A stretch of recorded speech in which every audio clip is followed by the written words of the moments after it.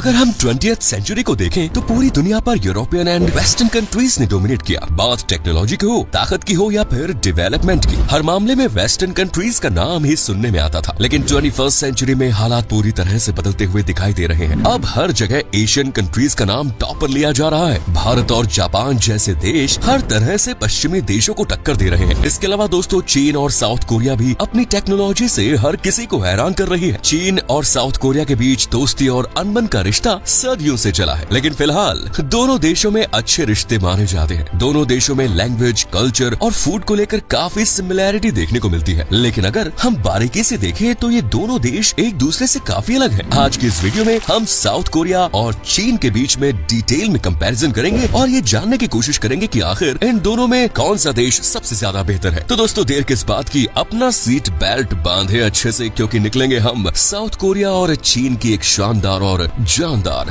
Digital सफर पर। तो सबसे पहले हम बात करेंगे हिस्ट्री एंड डिप्लोमेटिक रिलेशंस की। दोस्तों चीन और कोरिया के बीच काफी पुराने रिश्ते रहे हैं। सोंग डायनेस्टी और मिंग डायनेस्टी के टाइम पर दोनों देश एक दूसरे के साथ बॉर्डर्स के साथ लैंग्वेज और कल्चर भी शेयर करते थे। इन दोनों ही देशों ने इतिहास में काफी कुछ झेला है। 1 अक्टूबर 1949 को ऑफिशियली चीन की स्थापना की गई। वहीं दूसरी ओर साउथ कोरिया का अस्तित्व 1950 में देखने को मिला। सन 1950 से 1953 तक चले कोरियन वॉर के बाद नॉर्थ कोरिया और साउथ कोरिया आधिकारिक रूप से अलग हो गए। कोल्ड वॉर के दौरान साउथ कोरिया अमेरिका के अधीन रहा और इसका भरपूर फायदा साउथ कोरिया को मिला। इस देश ने शिक्षा पर जोर देना शुरू किया और देश में बेहतर एजुकेशन इंफ्रास्ट्रक्चर का निर्माण कराया। दूसरी ओर चीन में एक कम्युनिस्ट आइडियोलॉजी की स्थापना हुई और आज भी चीन उसी विचारधारा पर चल रहा है। चीन और साउथ कोरिया के बीच कोल्ड वॉर के समय पर रिश्ते अच्छे नहीं थे और वजह थी दोनों देशों के बीच विचारधारा। साउथ कोरिया जहां डेमोक्रेसी को सपोर्ट कर रहा था, तो वहीं चीन सोवियत संघ को सपोर्ट कर कम्युनिस्ट विचारधारा को अपना रहा था। साथ ही चीन के नॉर्थ कोरिया के साथ अच्छे रिलेशंस भी साउथ कोरिया को पसंद नहीं रहे। 1991 में सोवियत संघ के विघटन के बाद साल 1992 में पहली बार चीन और साउथ कोरिया के बीच डिप्लोमेटिक रिलेशंस की शुरुआत हुई। फिलहाल दोनों देशों के बीच बड़ी मात्रा में ट्रेड होता है और ट्रेड को बढ़ावा देने के लिए चीन और साउथ कोरिया ने फ्री ट्रेड एग्रीमेंट पर साइन भी किया हुआ है। Next is population and area. दोस्तों आबादी के मामले में चीन दुनिया में काफी ऊपर आता है। इस देश की टोटल पॉपुलेशन है 142 करोड़ के आसपास, तो वहीं साउथ कोरिया इस मामले में बहुत पीछे है। साउथ कोरिया की कुल जनसंख्या सिर्फ 5 करोड़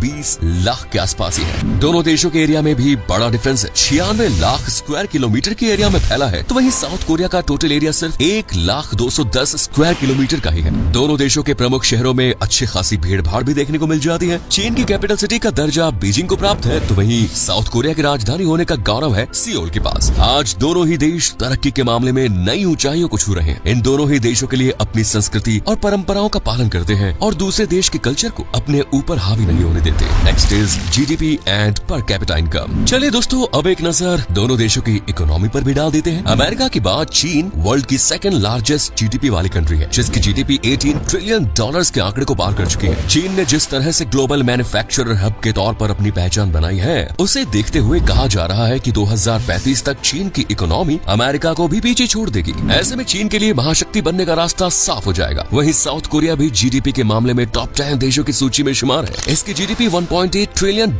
है, लेकिन दो देशों का कंपैरिजन जीडीपी के आधार पर नहीं बल्कि पर कैपिटा इनकम के आधार पर किया जाना चाहिए। पर कैपिटा इनकम से ही पता चलता है कि किसी देश के लोग किस तरह के लाइफस्टाइल एंजॉय कर रहे हैं और पर कैपिटा इनकम के मामले में साउथ कोरिया चीन से काफी आगे नजर आता है। साउथ कोरिया में सालाना प्रति व्यक्ति आय है $34,000, लेकिन चीन के लोगों की पर कैपिटा इनकम सिर्फ $13,000 है। बात करें डिफेंस बजट की, तो चीन का रक्षा बजट होता है $290 बिलियन। अमेरिका के बाद अपनी सेना पर सबसे ज्यादा पैसा चीन ही खर्च करता है। वहीं साउथ कोरिया का मिलिट्री बजट होता है करीब $44 बिलियन।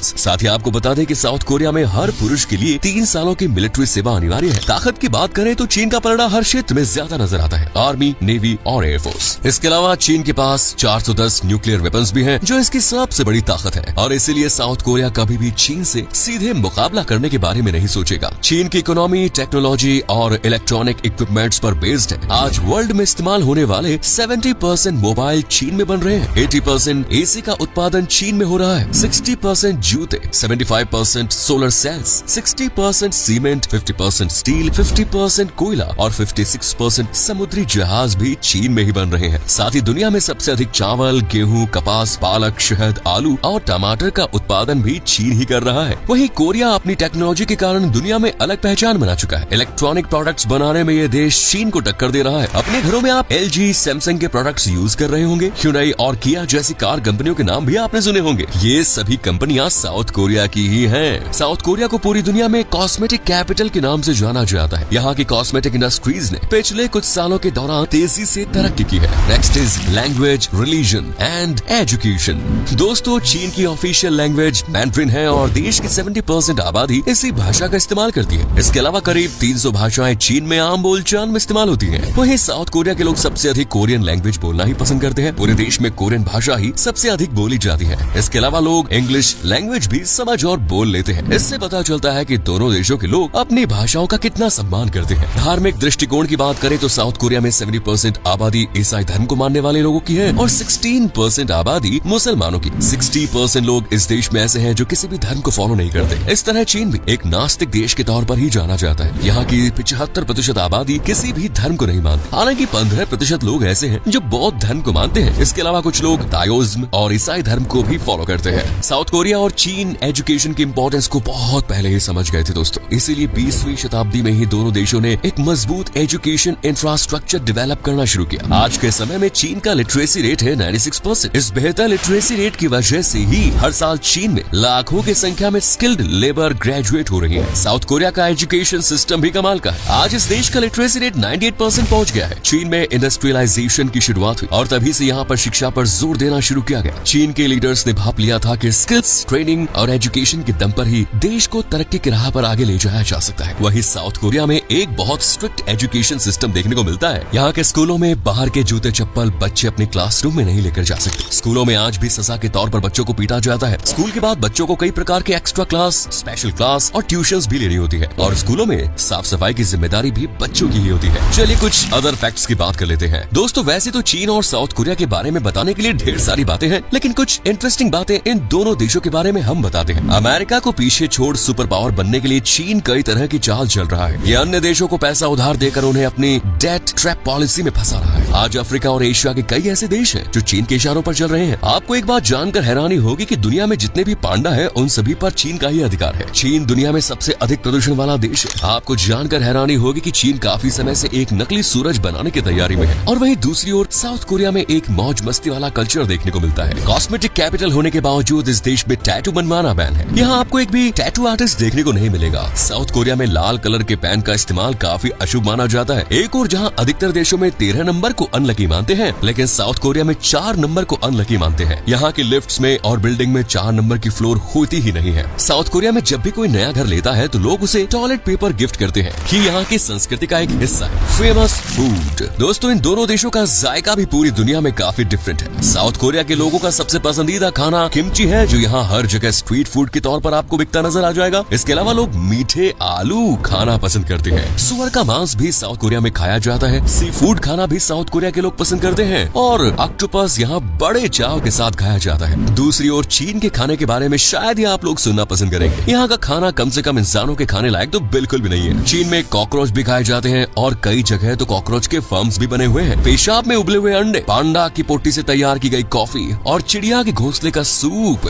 जैसी ना जाने कैसी अजीब अजीब चीजें यहाँ के लोग सेवन करते हैं। और आइए अब आखिर में बात कर लेते हैं फेमस टूरिस्ट डेस्टिनेशंस की। घूमने फिरने के मामले में चीन और साउथ कोरिया कमाल के हैं। चीन में घूमने की शुरुआत आप कैपिटल सिटी बीजिंग से कर सकते हैं। इस शहर में चारों ओर आपको गगनचुंबी इमारतें और आधुनिक बिल्डिंग्स नजर आएंगी। हालांकि चीन का सबसे बड़ा शहर और आर्थिक राजधानी है शंघाई। दुनिया की सबसे बड़ी दीवार the great wall of China का दीदार करने के लिए हर साल लाखों करोड़ों लोग चीन आते हैं। इसके अलावा the hanging temple, glass bridge, terracotta सेना, समर पैलेस, फॉरबिडन शहर, शाही महल जैसी अनेकों जगह आप चीन में घूम सकते हैं। वहीं साउथ कोरिया भी घूमने लायक ढेरों जगह मौजूद है। अपनी यात्रा की शुरुआत आप कैपिटल सिटी सियोल से कर सकते हैं। यहाँ हर साल 10 मिलियन से अधिक विदेशी आते हैं। ग्योंगबोकगंग पैलेस इस शहर का सबसे प्रमुख आकर्षण का केंद्र है। इस महल में आपको कोरियन कल्चर की झलक भी देखने को मिलेगी। सियोल की 4 जगहों को यूनेस्को ने विश्व ऐतिहासिक धरोहर का दर्जा दिया है। सियोल टावर, बक्चोन हनोक विलेज और नेशनल म्यूजियम ऑफ कोरिया जैसी कई शानदार जगह भी आप विजिट कर सकते हैं। दोस्तों, चीन और साउथ कोरिया की करेंसी में एक बड़ा अंतर है।